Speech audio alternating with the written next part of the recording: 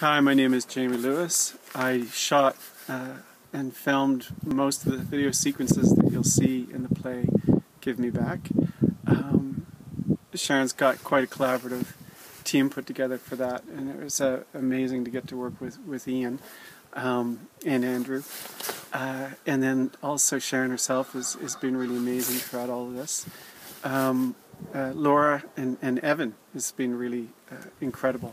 So I can't wait to see, there's so many other people too, but I can't wait to see this play once it's actually finally now up on stage. It's quite exciting.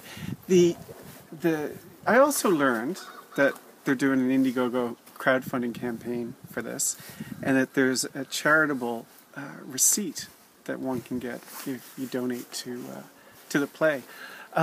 Obviously, it's very timely. I mean, I'd like to say it always would have been, but especially these days, really important. Any issues about mental illness, because I think we're getting so close now to realizing that it is an illness, it's a sickness, it's something that you get like anything else. And sometimes with counseling, and then some people are really quite fortunate in the sense that if they are afflicted by something like this, that the drugs actually do work, but that's not the case for everybody.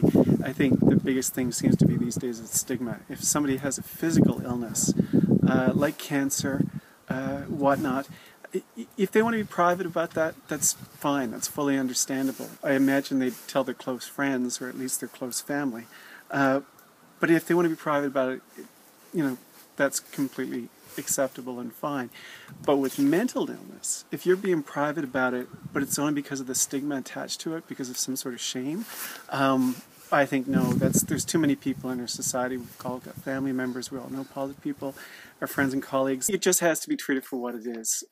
It is an illness, and it just has to be treated that way, like anything else. And I think the stigma, and then ending any embarrassment that somebody might have, so that they can actually get the help that they would need, whether it's after lunch.